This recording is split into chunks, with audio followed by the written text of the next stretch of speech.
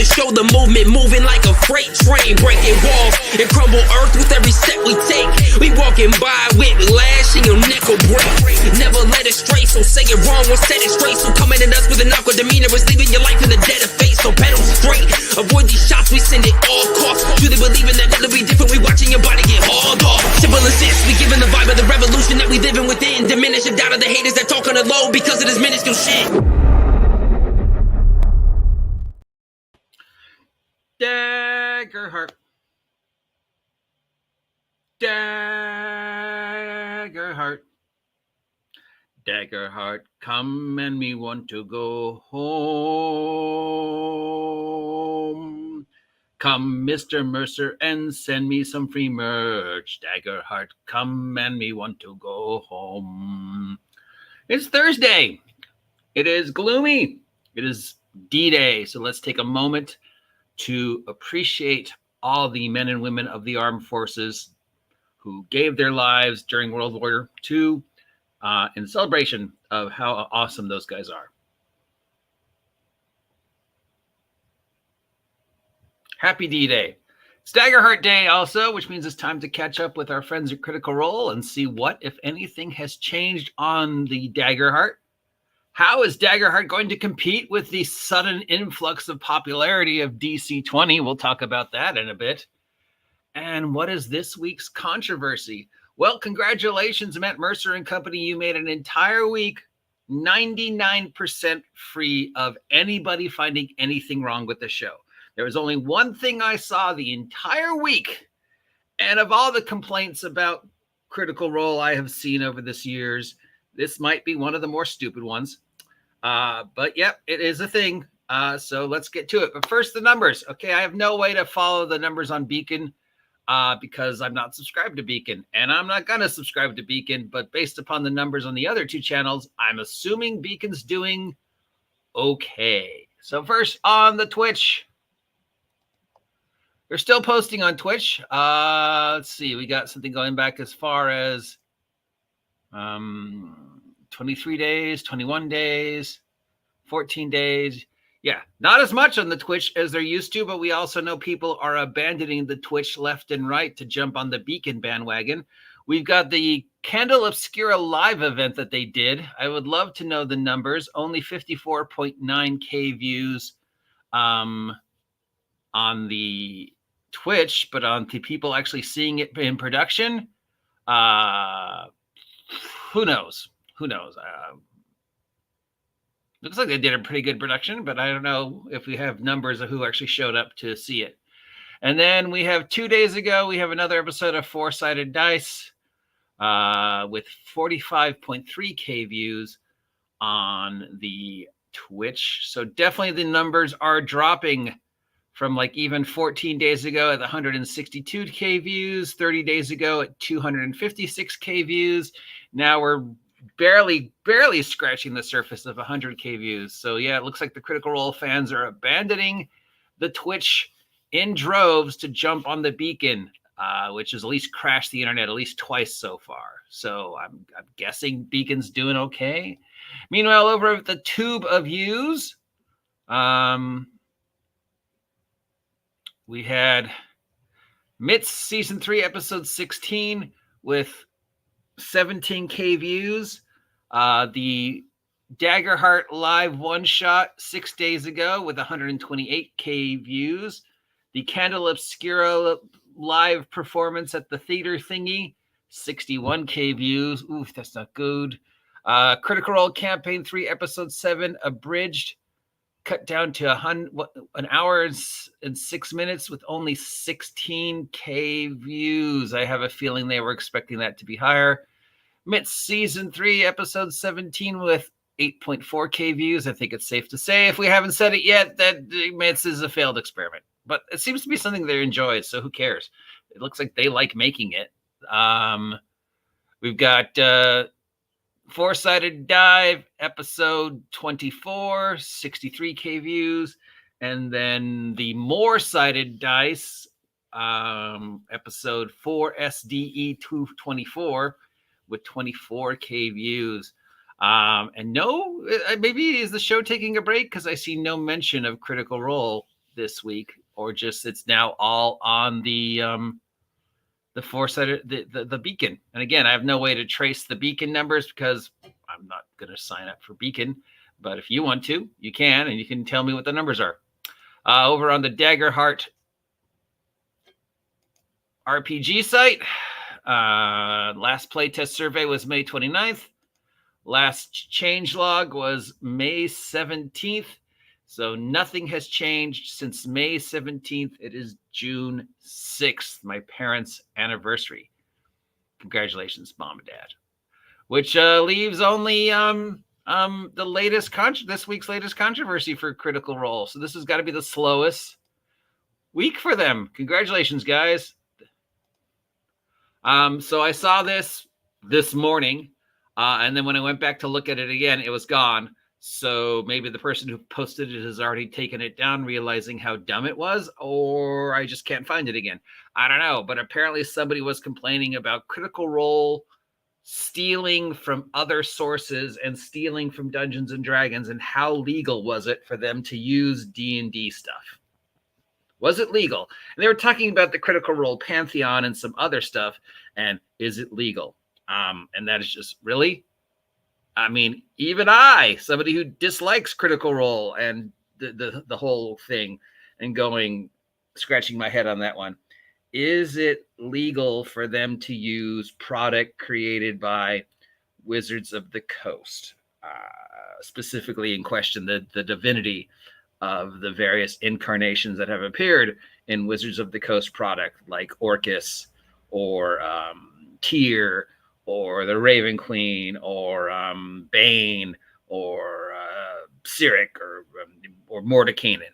Okay, what's the legality of that? And especially if they printed product with those incarnations, if somewhere in a Critical Role product, Orcus appears, what's the legality on that? Are they breaking the law? And of all the controversies, I gotta say, wow. You're really stretching it. This feels like you're desperately trying to find something to complain about Critical Role, just to, I don't know, because complaining about Critical Role is an easy way to get heat. Okay, so to answer the question, can Critical Role use individuals like Tyr, Orcus, Mordekainen, Sherlock Holmes?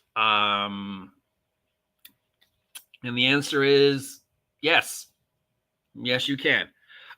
First off, let's speak about divine characters like Tyr and Orcus. Can I use Tyr in my game? Can I use Orcus in my game? Can I use the Raven Queen in my game? Can I use Lyra or any of these other divine entities? Yes. Yes, you can. Now, in regard to the Forgotten Realms specific individuals, 80% of them are based upon individuals who have appeared in mythology. In fact, one of the very first things we ever knew about the Forgotten Realms was it was a place on Earth that we had forgotten about. It was another continent of Earth that we had forgotten about, thus the name Forgotten Realms. That explains why there's an entire huge chunk of land that is basically Egypt, and another entire huge chunk of land in the Forgotten Realms that is basically medieval England. And why there are people who worship Tyr and Orcus, because those individuals, Orcus, Tyr, all those other guys, they're from mythology. All right. Tyr is from Norse mythology. And the ones they made up, like Lathander or Lyra, are kind of also based upon actual characters from mythology, or just nonsense. So in regards to a character like, say, Lyra, my favorite Forgotten Realms goddess, well, that's something Ed sort of made up. But the idea of the concept of that god is not made up. That's just something Ed cobbled together, various other stories of trickster gods to create the goddess of deception and illusion. Now, that specific name, Wizards of the Coast owns that name and owns that appearance of Lyra, but that's like the weird questionableness of like, well, I mean, it is a made up word.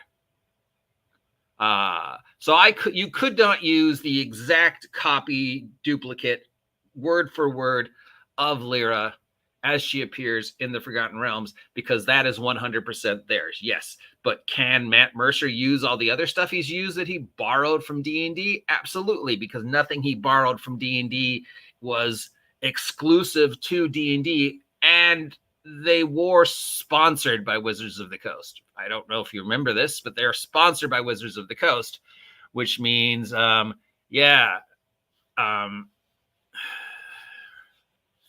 they can use it because Wizards of the Coast said, hey, sure, go ahead and use the Raven Queen. It's not like we invented it. That's literally a character from mythology. We can't own that idea. Our very specific incarnation of the Raven Queen, well, that is ours. But if you change it enough, what is it, 5 points of difference now? Well, then you're not violating. Plus, we're giving you permission to use it. So yeah, it is weird. Now, in regards to like Mordecai and Elminster, can I use those? No, you can't without Wizards of the Coast permission, because those are 100% theirs. You can't use Elminster. You can't have Elminster appear in a product that you're trying to make money off of without sharing some of the money with Wizards and having their permission. I couldn't write a book with Elminster in it unless I went through the steps to have Wizards of the Coast say, yes, you can have Elminster appear in this book. We approve of it as long as we get our percentages. So when those characters showed up in, I don't know if they actually ever did, but we know Drizzt and other individuals have shown up, in at least momentarily. Minx showed up. So those were done with permission from Wizards of the Coast. So Wizards of the Coast said you could use those individuals because they were making money off of it. But Matt Mercer couldn't print a product using Minx or Mordekainen or Elminster and say, yeah, this is mine. Because Wizards of the Coast would go, no, that's ours. But in regards to Matt Mercer printing a product that uses the Raven Queen or Tyr or Orcus or King Arthur or Sherlock Holmes, no, those are all public domain, and yes, he can use them. That is the dumbest thing I've seen anybody ever played about Critical Role. Can I use Tyr? Is it legal? Yes, it's a character in mythology. Of course you can use it. Nobody owns the copyright to Orcus or Tyr. It's like Superman, right? You can use the word Superman. You can use the idea of a guy who can fly and shoot laser beams out of his eyes and is invulnerable. And DC can't do anything about that. But Clark Kent, Superman, last survivor of Krypton, who gets his powers from the yellow sun on Earth and was raised in, Smallville by John and Ma and Pa Kent. Well, that's 100% theirs. You can't use that. The blue and red with the S in the center and the trunks and the red cape, that's theirs. You can't use that. All right? Did I explain that? I probably could have explained it better, but it's early in the morning and I don't feel good. But there you go. So other than that, a controversy-free week for Critical Role. In fact, so many people are paying attention to DC 20 that I think people have sort of forgotten about Dagger Heart this week. Because now we got to ask the question, is DC 20 the Dagger Heart killer? Till next time, I'll talk to you later. Stay safe out there.